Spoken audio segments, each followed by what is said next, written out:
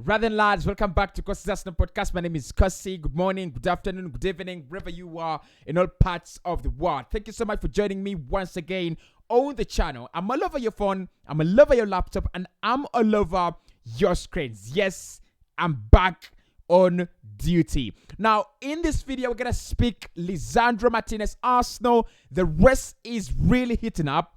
Ajax are playing hard to get.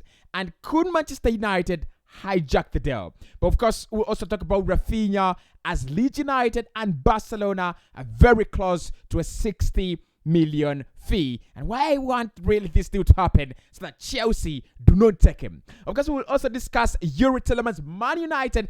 Erik ten Hag is a big admirer of the player. Are Arsenal also going to lose this one?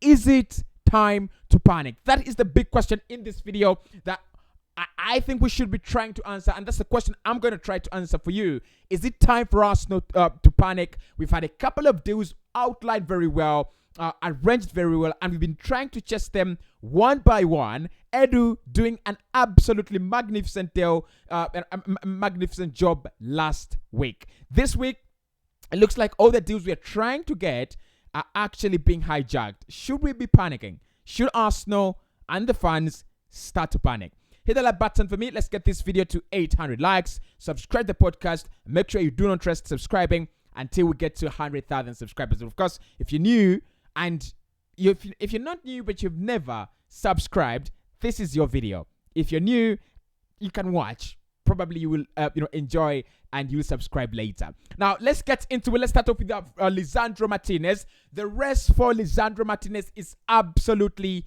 heating up at the moment, shortly after Manchester United having a full agreement with Feyenoord for Tyrell, the guy is called Tyrell Malacia. Manchester United are now in line to launch a new bid for Lisandro Martinez. Ajax are expected, and they're expecting that bid this weekend. Man United are 100% sure they will get the Lisandro Martinez deal done. But as I confirmed in the morning today, Arsenal have made their third offer for the player, 45 plus 5 million euros.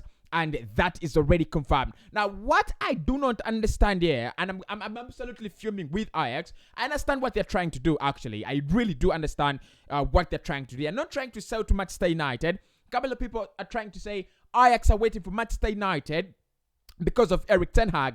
It doesn't benefit Ajax if ten Hag signs Lisandro Martinez. It doesn't benefit them at all. But what they're trying to do here, and I said this in the morning, they're trying to find a way of getting the highest amount of money out of the Lisandro Martinez deal. And this is absolutely hypocritical because they have set the price at 50 million euros. Apparently, Arsenal have met that. Arsenal have tabled that money for them, and they're still stalling. They're still waiting on Man United. It's absolutely disgusting. Now, this could actually put the deal in absolute jeopardy, and that's why I said, is it time to panic for Arsenal? Lisandro Martinez knows this very well, that when he comes in at Arsenal, despite the fact that we are a young project that is growing, the amount of competition, the amount of talent this Arsenal side has in terms of defenders is absolutely incredible. Gabriel Magalhaes, Kieran Tierney, William Saliba, and Ben White, all those players are trying to impress, are trying to tell Mikel Arteta that I'm the one that is, that should be starting week in, week out. So Lisandro Martinez coming into Arsenal is not on a 100% guarantee that he's going to be a starter. And that is why him and his agents have told, I've told both Man United and Arsenal, we are really open to coming to the Premier League. They do not want to commit that they want to come to Arsenal, and they cannot commit that they want to come to Man United, because they know if they commit that they want to come to Arsenal, then Man United, which the player feels could give him fast choice football, right? Then backs out of the deal. And if they commit to Man United, Arsenal do not want players that are second guessing, and Arsenal will back out of the deal. And they know, the players' representatives understand that Arsenal are the only club as so far to this point in time, that have actually expressed real interest and real genuine feelings for the player. We've gone ahead to make 2 bids rejected by Ajax, and a 3rd bid that is very close to what Ajax are asking for. So they're trying to play the waiting game, and this absolutely puts Arsenal in a position where we feel a lot of pressure, and also in a position where we could be losing 2 of our huge targets, priority targets this summer in 1 week. It's absolutely bad. It's absolutely bad. So the rest is on for Lisandro Martinez, but Arsenal now cannot say we are leading this deal 100%, because Man United, for me, the moment they come in and Ten Hag speaks to Lisandro, tells him, look, you're gonna be playing day in, day out alongside Raphinha Varane. I do not see in any way, shape or form how Lisandro Martinez turns down a chance to go to a broken Manchester United. Because the reason there is you have a team, you have a squad that has a lot of options for the player, for him as a player who's very, very versatile. With a couple of sources, I was watching Football Daily today, and I think it was Joey Tomlinson, beautiful guy on Football Daily. And he said with Eric Ten Hag, he can't convince Lisandro Martinez even to join him as a defensive midfielder. And we know Ten Hag has the ability to do that. If you look at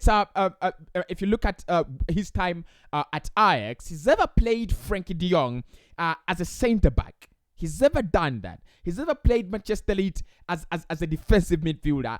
He does those things, right? So Lisandro Martinez coming to Man United as a defensive midfielder, for me, won't be a shocking one. But why I think it's time to panic for Arsenal is, Lisandro is a deal that Arsenal have always prioritized. According to Romano, Arsenal looked at it as a priority. Even on losing the Raphinha deal, they didn't care. But Lisandro Martinez has been a player high on the radar. We've reported this for weeks and weeks and weeks, and Ajax are just messing us up. They're absolutely messing us up. Personal terms, not a problem. Player has an agreement already with us to join us, and has already agreed to join Manchester United, by the way. So has already agreed to join both clubs. No problems there, as long as one club can break Ajax. For me, it has gone away from Ajax not wanting to sell to Ajax now being very greedy. Absolutely greedy. And they're basking under the shadows of, we want to keep the player, so however much you bid, it has to be astronomical. If you want to keep the player, then you should be rejecting every bid that comes in. But the moment you keep quiet, you weigh the offer, it is heavy enough, and then you keep quiet, and then you go behind our backs and try to contact other clubs, come for Lisandro Martinez. It's absolute hypocrisy. It's absolute hypocrisy. But Lisandro Martinez, Arsenal working on that deal. Can we beat Manchester United? That is the question. In my opinion, difficult one. Difficult one. Because to beat Man United on this one, you have to table. I think you have to table a lot of advantages for the player. One, United have the advantage that he's they're giving him a chance to work with his former manager, a manager that really understands him. Two, they're giving him Premier League football, of course, the best league in the world, just like Arsenal. They have the money to give him a higher wage if he asked for it, or if they needed to beat Arsenal with that. And I think they would also guarantee him first team football. I don't think he comes to Arsenal to challenge Partey, to that single pivot. I don't think he comes to Arsenal to... Yes, he comes in to challenge Gabriel Magalhaes, but I don't think he just kicks him out of the starting lineup right away. So with all those advantages that United have in this deal, won't be very, very surprised actually. Won't be very surprised actually if this deal gets hijacked. And if it does, I'll be absolutely fuming. I'll be absolutely fuming. I'll be not at Arsenal. I'll be absolutely fuming at Ajax. Honestly, it's absolute hypocrisy. Now, Raphinha, Arsenal could not sign Raphinha. The deal is literally off for us. But there is an opportunity now that Chelsea, our closest bitter rivals, London rivals, will not sign him as well. As per reports from Gerard Moreno, Leeds United and Barcelona are very, very close, inches close to an agreement, 60 million euros, around 52 million pounds for Raphinha. Personal terms, 5 million pounds annually agreed already with Barcelona since February. I don't know how I'm supposed to feel about this.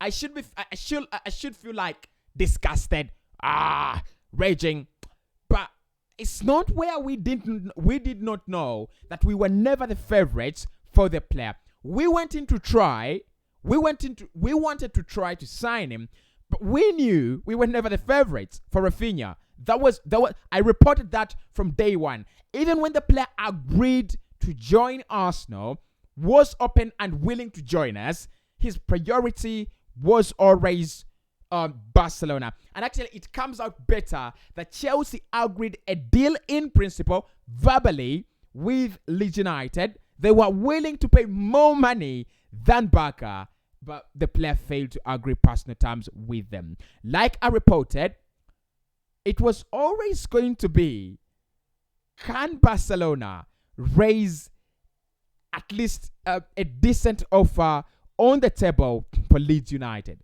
That was what it was always gonna be. They could have bought him at 35. They could have bought him at 50.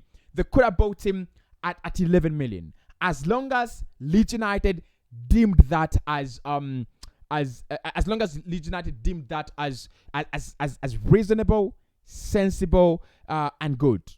So Barca finally taking Raphinha. That means Chelsea are now back in the market, trying to find reinforcements. But also, I mean, it makes a lot of sense. It would have been so heartening if Arsenal lost home and away to Chelsea next campaign, and Raphinha is onto the score sheet, or he has created twice or thrice, in that double header.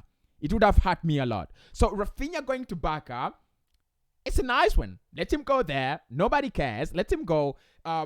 We'll get someone else. Like I said, Arsenal have already outlined their alternatives for Raphinha. We'll see what is going to happen. Gnabry is a priority, but at the moment, he will be joining FC Barcelona, and I'm happy. And I'm absolutely very, very happy. Let him go to Barca. He didn't join Chelsea. Look, it's quite very, very different from the Richarlison situation. I've seen Jack Wilshere speaking about Richarlison, and he was saying, look, he doesn't care. Richarlison doesn't start at Arsenal. Now, I'm not really sure, but we're gonna have a conversation about this in the next show. That is at 11 p.m. Does Richarlison really start in the Arsenal side? We'll have a conversation. I mean, you can start it in the comments if you want to, but we can have a conversation around it as well, right? We'll talk about, in the next show, we'll talk about Richarlison. We'll talk about Gabriel Agabnaho, talking about Ben White being overrated. Do these guys realize that no one is overrating Ben White? Do they realize that Brighton didn't sell him for 50 fucking million because they overrated him, but because he was English and he was there is a lot of potential, they sent him, not because he's overrated. No one has said he's a top class centre back. No one has said he's world class. Why do they keep on attacking my centre back? All those foolish comments, I do not disagree. No one is overrating Ben White. No one is overrating him. The fact that we have Saliba and Ben White doesn't mean Ben White is bad. That doesn't do that. No one is overrating Saliba. But anyway, much of the content that I was supposed to pick about in this video is getting longer, and I don't want it to do that. So we will speak about it in the next video as we dive into Yuri Tillemans, the comments on Ben White and Richarlison.